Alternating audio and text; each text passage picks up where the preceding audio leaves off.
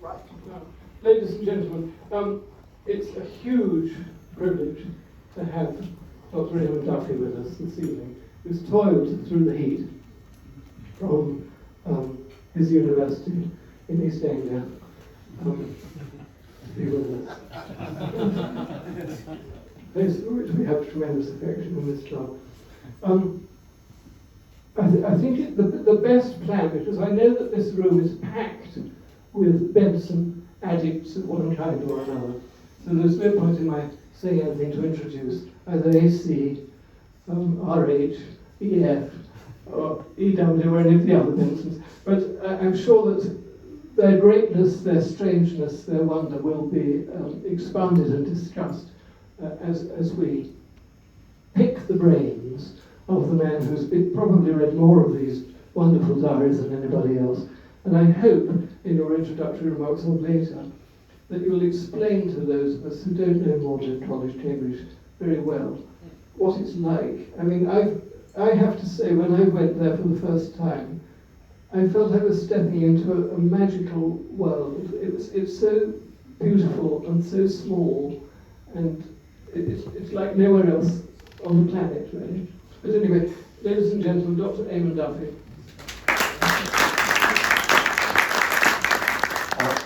My voice is not very clear because I've recently had a stroke.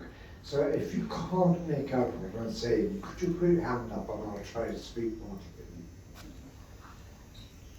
clearly. If Arthur Benson is remembered at all, it's as the librettist of Land of Hope and Glory.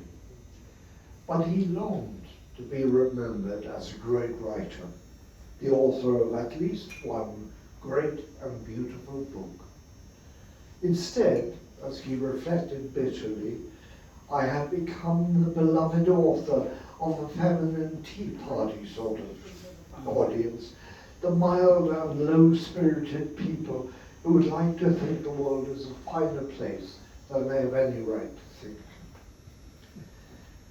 The author of or editor of more than 60 books, whose multiple printings made him rich, he once reckoned that he had 500,000 faithful readers, but he had no illusions about quality. He knew himself to be a slightly ludicrous figure in the literary world, a sort of voluble old maid whose literary persona was, he wryly admitted, solemn and affected, a kind of moon self, a very wistful, a male Maori Coretti. Benson's friends endlessly write to him about the gulf between the feeble inoffensiveness of his published writings and the sardonic, humorous, irreverent conversationalists they knew and admired in private. Percy Lubbock thought that Benson's books seemed to be written by somebody else, but they had none of his power of saying rich and rational things, none of the flippancy and brutality he displayed in ordinary conversation. Benson dismissed praise of his conversation, but he pleaded guilty to the feebleness of his books. It's curious, he wrote, that as Percy says, I can't get a certain acidity of perception and a derisiveness of phrase into my books. In my books, I am solemn, sweet, and refined. In real life, I'm rather vehement, sharp, contemptuous, a busy mocker. In moments of introspection, he took a heart view of his own shallow and troubled soul, his timid preference for the edge of life, the green margin. He attributed this failure to lack of moral force, skimming along, always on the surface of everything. Love, religion, art, ambition, I have an inkling of them all, but I have never dived to any depth or been carried away. I have never been in love. I have abandoned myself to luxurious sentiment, but I have never hungered sore. His problem he reflected in the summer of 1905 was his lack of anything really memorable to say. He had carried the art of expression far in advance of the real stuff of my thoughts. But his diary was a different matter. In its pages, the voluble oak made of the published writings disappeared. Benson gave free rein to sharp observation and conversational talent for vivid character writing and derisive phrasing, with all the flippancy and brutality that was lacking in his novels and essays. Begun in depression in the 1890s, at a time when he thought of himself as one of those unhappy invalids who keep diaries, the diary became a regular, copious and vivid record of his daily doings, likes and dislikes, personal encounters and assessments, and often his vexations with friend and foe alike. It would ultimately swell to more than 23,000 manuscript pages, all of which I have read, in 180 volumes. It's perhaps closer to 4 million words. It's one of the longest diaries in the English language. For comparison, the complete diary of Samuel Pepys is just 1 million words. The authorized version of the Bible is a mere 783, 137 words. As the diary progressed, it became franker, more self-revealing than he'd first intended.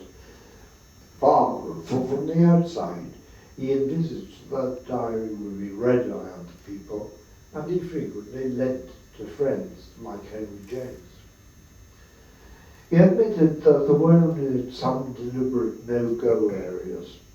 Intimate as the diary was, his sense of privacy was very strong about one or two things, so that though, quote, anyone might think they could get a good picture of my life from these pages, it is not so. The diary was so very nearly the whole truth, just not, of course.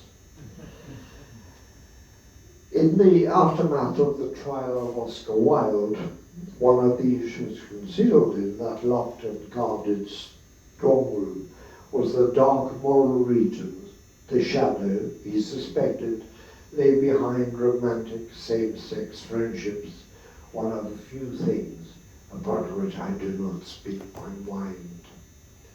This is the aspect of Benson's personality that has attracted most attention since the publication of the splendid biography by David Newsom, On the Edge of Paradise.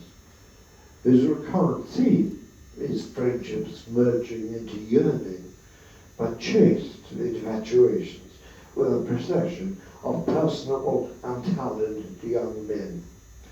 Hugh Walpole, George Mallory, Geoffrey Winterbottom, Geoffrey Madden, and Davy Rollins. That form a major strand in the diary.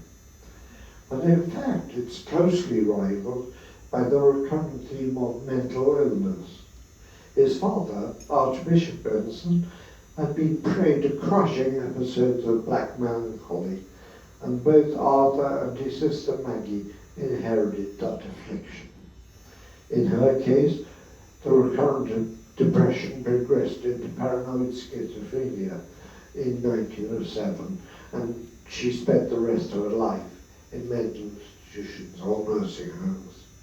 Arthur's diary chronicles numerous short episodes of the down phase of what was almost certainly bipolar disease, and the despairing records of a 2-year depression in 1907-9, and the calamitous 5-year breakdown of 1917 to 1922. They make harrowing but repetitious reading. Depression silenced the diary altogether between 1918 and 1920. But virtually everything else that Benson experienced, thought or did, and everyone he met found their way into the diary. Though his life seemed relatively uneventful, and indeed was, his successor Rose, son and biographer of Queen Victoria's favourite Archbishop of Canterbury, the most sought-after housemaster in the most prestigious of late Victorian public schools, best-selling popular philosopher, I think cracker-barrel philosopher is legitimate expression, and eagerly sought-after public speaker, master of a Cambridge college, alderman of a city livery company. Those roles gave him a unique entree to Victorian and Edwardian society. The diary abounds in set pieces, an extended royal Christmas at Claremont House, the funeral of Gladstone, dinner in Windsor with Queen Victoria, the coronation of Edward VII, a day with, particularly good this, a day with the poet Swinburne and his preposterous minder Theodore Watts Dunt, a weekend at Lamb House with Henry James, a visit to Thomas and Emma Hardy at Max Gate, and every Prime Minister from Gladstone to Winston Churchill makes an appearance in the diary. The poets Hardy, Husman, Yeats, Bridges, Brooke, Malthus, Henry James, H.G. Wells, and Ian Foster. Benson once listed his requirement for a truly entertaining conversation. I want prejudice, preference, humanity, humour, malice, salinity, 100 little spices in my dish. I must be interested. That was why he relished the conversation of a favourite aunt, Emily, a great friend of Lewis Carroll, and a gallant old thing. Her conversation was full of zest, partisanship, fury, envy, jealousy, vindictiveness, all very wholesome. His own diary was wholesome in every one of these ways. In his biography of Michael Ramsey, Owen Chadwick recalled the undergraduate joke that Benson spent the morning doing nothing and the afternoon writing about what he'd done in the morning. The joke misses the sharp observation, humour, malice, and saltiness that punctuate the diary and make it, vast as it is, so entertaining a read. He was proud of his capacity for close observation and a microscopic eye, a mind sensitive as a camera. The diary abounds in sharply observed detail. The 30 or more little parasites that descended from the body of a mosquito that he swatted in a class in 1902, and when he squashed them for fear of malaria, cracked sharply so they were like little bits of horn. Or the innumerable fish, perch, dace, and even big surly pike gasping in the shallows of an oxygen-depleted reservoir in a heat wave like this one, lying in hundreds with dorsal fins above the water, till the rush of a pike or the flight of a bird over the top made the place burst into a storm of motion, the only sound, the incessant rush of fish and water. You could inject social comedy and character into a phrase. The diary teems with examples. The blue-whiskered man you encountered in a Cornish hotel, with brows drawn up and corrugated with care, he feeds himself carefully and compassionately and takes salt with his bananas. The reclusive Lord Canterbury, who lives in a small house in Seething and drinks with his coachman. Henry James's elaborate conversation, like the steady plunge of a cataract of rich gravy. Asquith's ingratiating politician's intonation to shake hands with all the coats hanging in the hall. The Liberal politician, Lord Courtney, half-blind and flamboyantly dressed in a chocolate-coloured coat and scarlet tie. A kind, well-informed, cocksure, complacent, good-natured, rather boring old man, with a high belief in his own perfections, rather like the nonconformist idea of God. So here finally are just two encounters, both of them idyllic cycle rides, 20 years apart. The first one, he was still a master at Eton. The second, a much briefer one, in the midst of the World War I. 7th of October, 1897. I heard on Thursday 3 boys in Slough play simple music on a piano organ in a donkey cart and 2 common little brass flutes. I heard the piano at a distance, with the part being put in above it very deftly and airily. Coming near, I found the piano and a boy playing it, very gravely fixing his eyes like an accompanist on the principal performer. He was an ugly, vulgar-looking boy of 18, fair-faced, red-faced, cockney, very ill-dressed, but playing his whistle with the abandon of an artist. He strutted about with odd, absorbed gestures, played beautiful arpeggios, grace notes, tremolos, with a passion under verve that was quite amazing. The other boy played correctly enough, but with less spirit. I gave them a shilling and said they were real artists. They seemed pleased and began to move on. I said, "Shall I have the pleasure of hearing you again?" They stopped and said, "We'll give you 2 special pieces," which I heard leaning on my bicycle with a crowd around.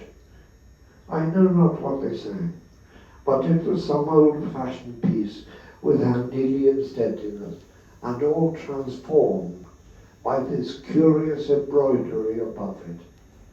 I should have liked to talk to them, but I was shy. And finally, 20th of February, 1915. Rode to Mattingly and Toft. I saw a young soldier petting a jolly horse and holding out some hay.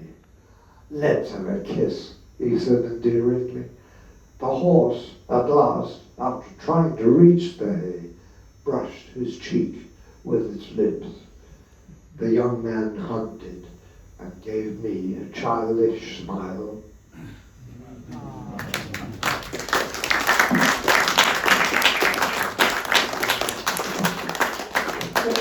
That's so touching, that scene. And I'm so glad you chose those 2 extracts rather than, I mean, I'm sure you are all like me, addicts of this diary, so the great set pieces like the funeral of Mr. Gladstone with Lord Salisbury in tears is quite extraordinary when one thinks of Lord Salisbury's stony character with his family, for example, and the many, many thoughts he had, A.C. Benson, about being the editor of Queen Victoria's letters, for example. But there are so many things in this diary, and what I'd love, if we've got time, what I'd love you to share with us a bit. I'm sure, like me, you've been to Magdalen College, Cambridge, but if you haven't, there's this wonderful place called the Pepys Diary, the Pepys Library at the back, which houses the famous diary of Samuel Pepys, and the 2 greatest diaries in the English language are both in this beautiful place. You presumably always knew they were there. Did you? At what stage did you read the Benson diaries? Well, at what stage did you decide I'm going to? It used to be kept on open access in the old library, that's the Foundation Library, which undergraduates don't go to. And when I first arrived, I used a great many of the old books to write lectures from, 17th century books. And when I got bored reading 17th century history or theology, I took down a volume of the diary and just randomly, so I knew it was wonderful. And then my colleague, Ronald Hine, who recently died, said the centenary is coming up. This was about 6 years ago. We should do something, and we decided we would do an edition. So that kept me busy for 6 years. I'm rather busy. He was a very, very good historian and was all the institutions he's ever worked for, he researched everybody else who was ever in those institutions. So he was a mine of information about what old modern men were doing. And he started work on the diary before I did, and he did a very good selection, but he excluded everything funny, everything about the Benson family, and everything literary. So I made a selection that put a lot of those things back, and he refused to shorten his selection. So having planned one volume, we published two. I'm so glad you did. And incidentally, they are available for sale here. If you haven't already got a copy, and if you want, as I do, a spare copy, they're for sale here. Very reasonably priced, beautifully produced. I think they're the most beautifully produced books I've ever seen in my life, actually, in modern times, by Pallas Athene. I would urge you to buy them either tonight or at some other point. Of course, I can understand this division you're describing of, on the one hand, you wanted, because the descriptions of Thomas Hardy coming to become an honorary fellow at Magdalen, they're marvellous. And his love of all the church ceremony, and then slightly letting the side down, I can't remember Benson's wonderful phrase, but the more Christian fellows and undergraduates leaning forward with some appreciation when Thomas Hardy said how much he's enjoyed Evensong, and saying, it's just a sentiment to me now.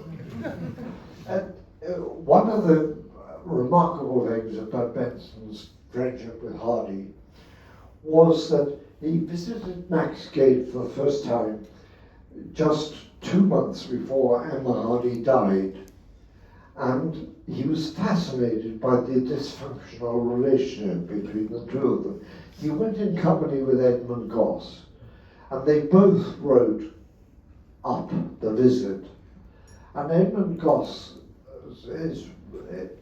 was an old friend of Hardy and was concerned that everybody should know it. So his account of the visit is all about Hardy and him. And it's interesting, but it's not very interesting. But Benson's account, which is twice as long, is he often wrote 60 pages in the diary at a go. They were admittedly small pages, but even so, 60 is so. His account is fascinated by the relationship between Hardy and Emma, which was massively unhappy, and she was living in the attics. When Hardy came to Magdalen to be made an honorary fellow, Emma had died, and Hardy had already married Florence, the secretary. And in the late evening, he went to Benson's house and became confidential and said he'd written a great many poems about his dead wife, but he thought it might be bad taste to publish them. And Benson encouraged it because that relationship was so fascinating to him. And those are the poems of 1912, 1913. Which are the masterpieces, really. Of all Hardy's great works, they are the masterpieces. Yes, they're the best love songs. And when you know those poems, and you read the Benson account of that lunch, 6 months before they began to be written, you see that how very, very observant he was emotionally. I think you said something rather wonderful in your introduction, or perhaps in conversation with me, about what a genius he was at seeing into other people's character, but say it properly. He was extraordinarily perceptive about people, but not about himself. He was a great self-deceiver, so he spent his life falling in love with the young men, and then saying, I'm not sentimental about this boy, but the relationships are rather beautiful, and they were never physical. He had a horror of sex.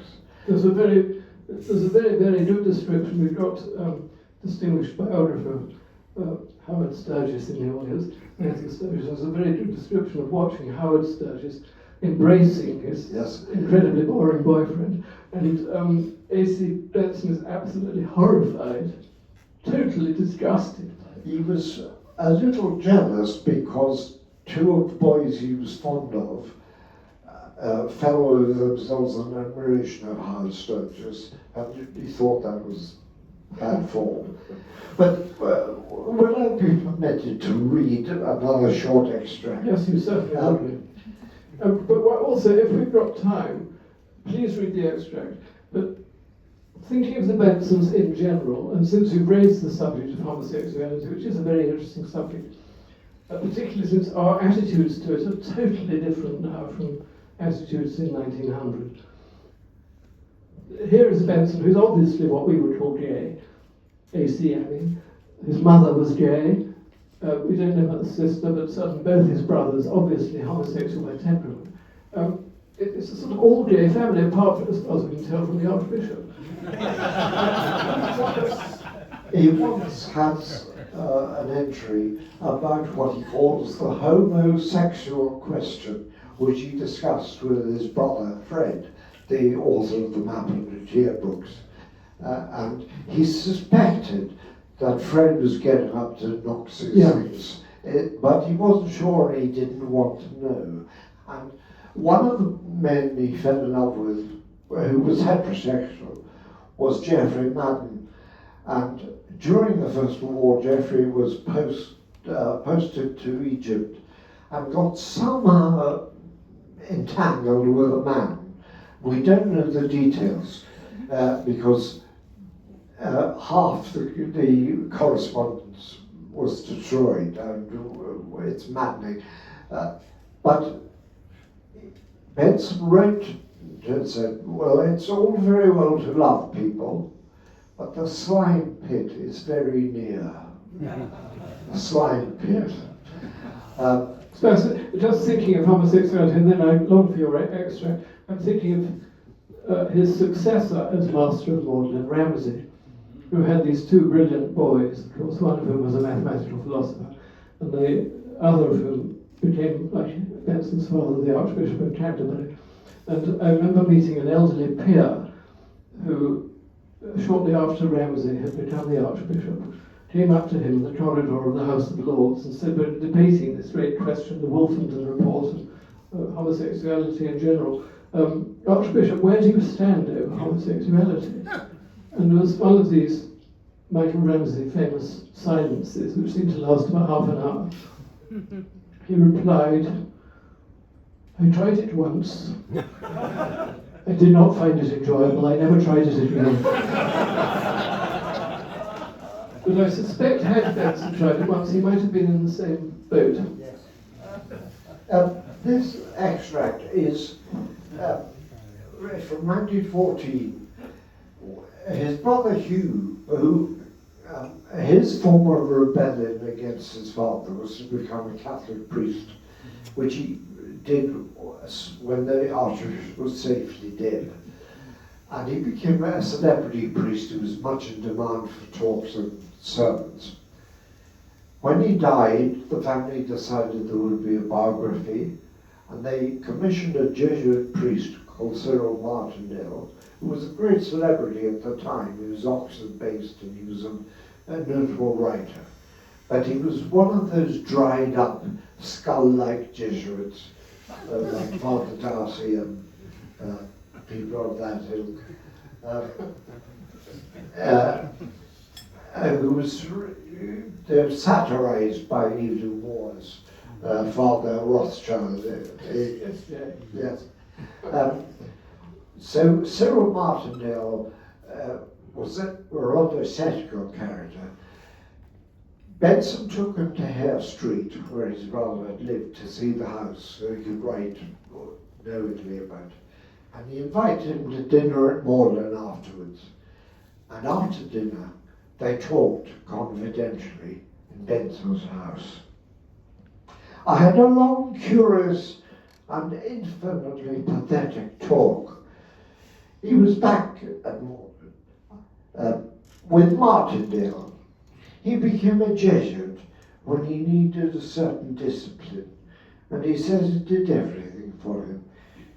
He is naturally pagan, sensual, Epicurean in all ways. This I should have gathered from his books. He dwells seductively on all appetites. I should have gathered, I suppose this instinct became partially sublimated, but I am sure it is all there, horribly suppressed and imprisoned. He finds the monastic system of the Jesuits very hard and dry.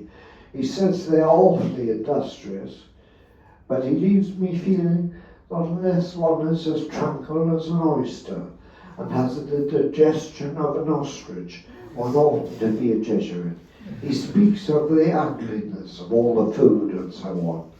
In order to relieve himself, he writes and makes friends, mainly with boys, and without it he would die, I think. But even so, it mostly turns to confidences, that is to say, confessions, morbid strippings of the soul, spiritual and emotional nudities. I am as sure of that as I can be, that the sensuality in him, without any outlet, takes the form of this paddling, as Hamlet says it. It isn't wicked, it isn't evil, but it's unclean, because it is all choked and boiling in secret. The result of it is that he is burning up his life faster even than you did. His brain is sick, his nerves are on edge, and I really think he's not far from madness or suicide. He is greedy of friends, he is pagan, in that he doesn't care for women much, isn't interested in them or fascinated by them. And what does he believe? I don't know. He says that he believes in priesthood, but he hates priests. Believes in worship and hates services. I shan't forget his sunken face, his pallor, the bald skull, the closed eyes, how he turned and shifted in my chair from side to side, how he yawned. It's wonderful, isn't it? What was his relationship? Remind us and talk to us about A.C. Benson's relationship with the Archbishop, with Edward White Benson, who was a very, very interesting character in his own right. And he, of course, wrote the biography, didn't he? Yes, he wrote a very big 2-volume biography, and of its kind, it's quite good. But he didn't read his mother's diary, she was still alive, so he completely got the marriage wrong. She was lesbian. The Archbishop proposed to her when she was 11. He put her on his knee and proposed to her. He married her as soon as she was 18. And late in life, Benson did read her diary of that honeymoon in Paris. And he was very struck by her phrase, "Oh, the nights. I don't know how I survived." The Archbishop was a control freak. He was very controlling of all his children. He idealized his eldest son as a prodigy, and his eldest son died. This was Martin. Martin at Winchester. He wrote a beautiful poem about Martin's death. He was 16, wasn't he? When Yes. he died? And it's about he's likening the boy to the Martins going away in the autumn. It's an incredibly beautiful poem. It is a beautiful poem. He then... And one imagines after he'd finished that poem that he had given up inwardly believing in God. I don't think that Don't believe it. the Archbishop never doubted his own certainties. Well, let me check. We'll talk about that over dinner. He then tried to make Arthur the surrogate for Martin, and it didn't work at all because Arthur was a great big beefy rugby player at Eton, and he just wasn't a prodigy. Mind you, he got a double first in classics, but he then put all his hopes on the youngest son, Hugh. And Hugh became an Anglican priest and a member of the Murfield community. But as soon as his father was died, he started moving Romewards and became a Catholic in 1904. Incidentally, just a footnote for members of this club.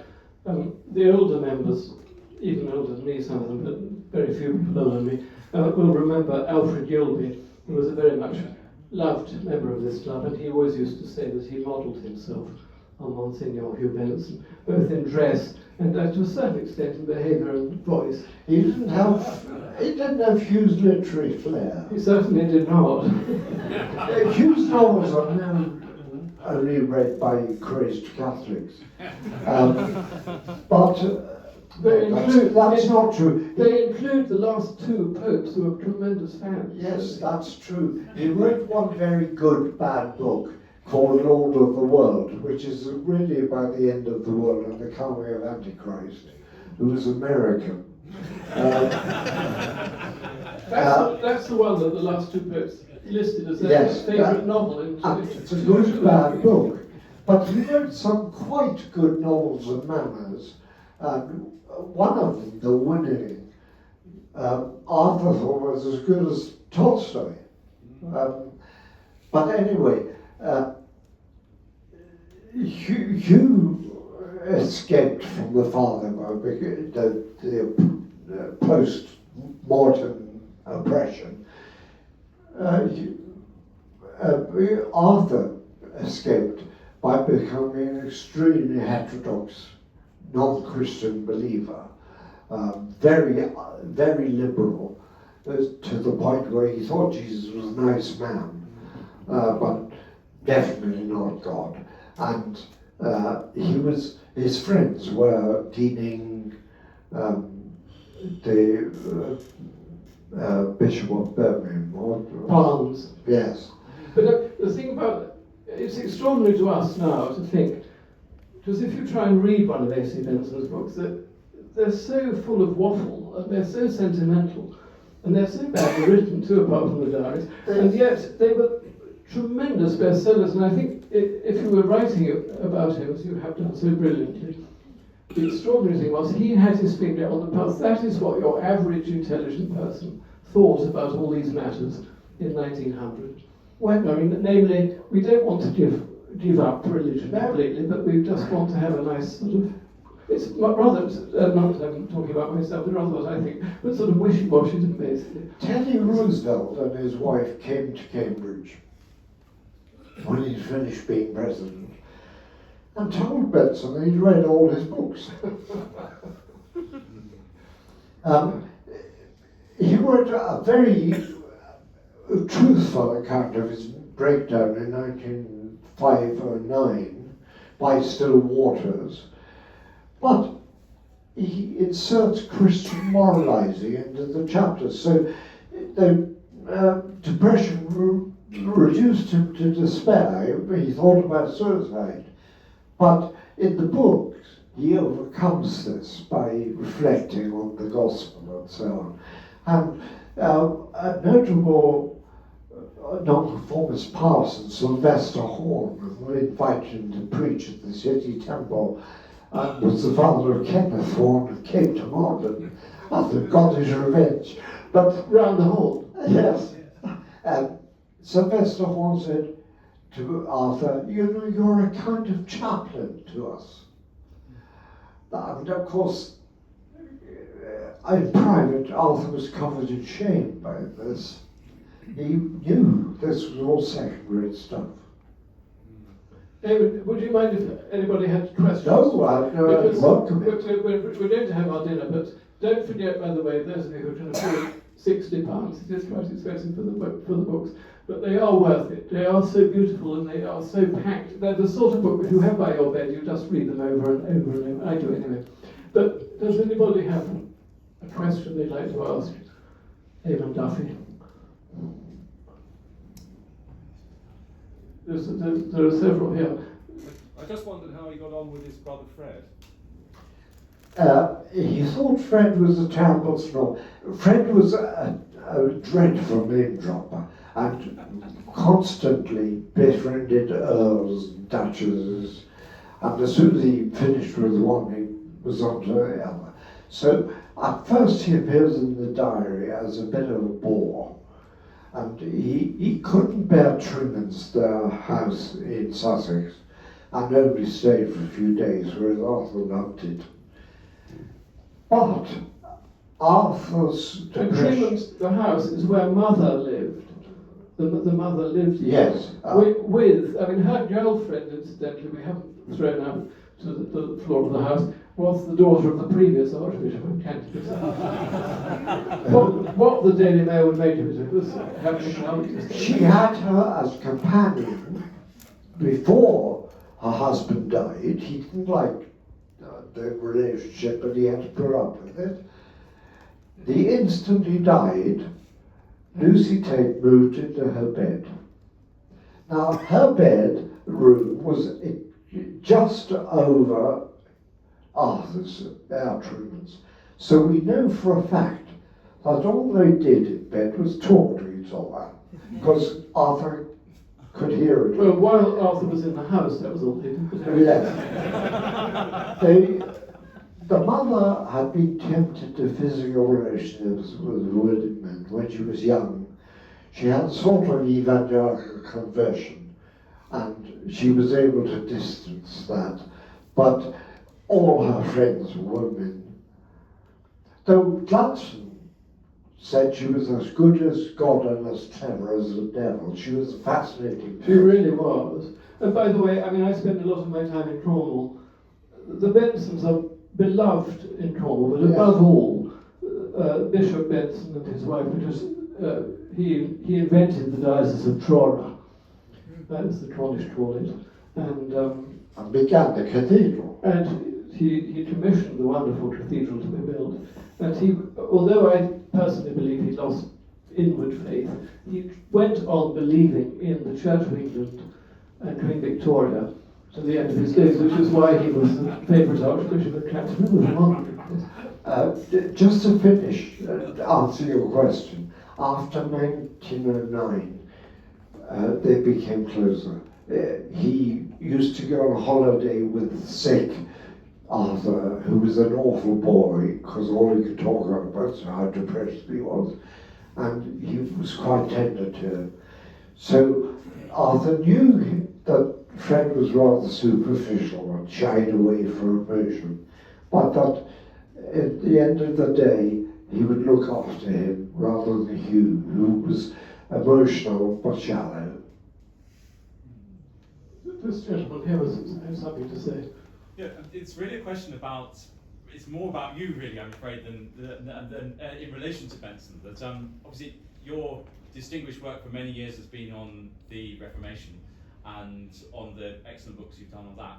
And I'm just curious about the connection between that work that you've done during your lifetime and the interest in Benson as this Anglican, from this very much Anglican world, where the altars were very much strict, if you like, and what the connection was and how you came to this from very different work. Well, all my life I've taught the 19th century as well as the early modern period.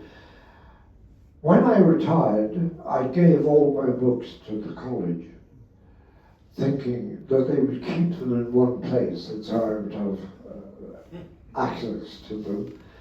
The bastards kept the books they wanted and gave the rest to the university library, who distributed them to the other colleges. So they broke up I had every book that had ever been written about Queen Mary's reign, and especially about Cardinal Pole. It was a unique collection and it's been dissipated. So I was rather upset about that, and I thought, what should I do next? And then Ronald said, the centenary was coming up. And I'd always been interested in Benson, not his books much as the diary. So it was a natural progression. And during COVID, the college was very good to me. They allowed me to take 3 volumes of the manuscripts at one time home and work from it there. And I had to buy a fireproof safe. So I could, and my wife was ill at the time, she was dying. So I could look after her, and when she was asleep, I could look after Benson. Gentlemen here. When I think of Cambridge at that moment, I think of extraordinary things happening in logic and philosophy and economics and physics. Names like Russell and Wittgenstein and Keynes and Rutherford. How much imprint does that great intellectual event find in the diaries? Oh, Benson, he died in 1925, so we didn't know Wittgenstein. He knew lots the professor of logic, James Ward, appears several times in the diary. He said his conversation was like volcanic ash falling. So lots of Cambridge figures feature in the diary, but Benson was a literary man. So by and large, there are people like Arthur Quiller and J.A.J. Verrill, who was the first. He's half wanted the chair that was given to Arthur Quiller. No, he toyed with the idea that he might be given, but when it was actually offered, he wrote to whoever it was after and said, I'm already here and I'm giving lectures, and he gave the most popular literary lectures in a boarding in Cambridge, a standing room only. He wouldn't allow women to come to them. It was men only. But he didn't, he said, and he was off the chair of English at Leeds. Oh, yes. And he said, I'm not a professor, I'm an amateur. Which was probably, in the best sense, true, wasn't it? Yes. But and then Arthur Quiller, another Cornish connection, became the first King Edward VII professor. And I always liked the remark he made when he was made King Edward VII professor: "Tax not that royal saint with vain expense." And that was his first At the end of Quillercush's first term in Cambridge, the staff of Cambridge Railway lined up on one of the sticks over his head as he went back to Cornwall. So he was a popular figure. But Benson said he looked like a bookie. So it's funny because he wore +4s Yes. and tweeds. Sorry, there's a gentleman there talking much more serious things for me. Could I ask a quick question about the evolution of the relationship of Magdalen with Benson in the last 100 years? Well, when he joined it, there were 4 fellows, and he joined it as a non-stipendiary fellow. Stuart Donaldson, a rather thick Etonian housemaster, had become master, and invited, told Benson that they couldn't afford another fellow, but they needed one. And Arthur said, well, that's me, because by then he was already rich. And as soon as he arrived in college, he took it over. He started lavishing money on it. And in the First War, an American millionairess, she was an heiress to the Astor millions, Madame Eugenia de Notbeck, fell in love with him through his books. She never met him, but she offered him £40,000, which was the equivalent of about 2 million now. He refused it 5 times. And then Stephen Gaisley, who was the Foreign Office librarian, had been Pepys' librarian, said, well, you could take the money and spend it on Maudlin. So that's what he did. And his boys, he took George Mallory away on a holiday and so on. So in 1912 he became president and vice master. Just what I want, he said, glory without responsibility. And then in 1914, Stuart Donaldson died suddenly at the altar in Magdalen Chapel. And at that time, the fellows of Magdalen didn't elect their master. It was imposed on them by the hereditary visitor. And so they had no idea who was going to be master.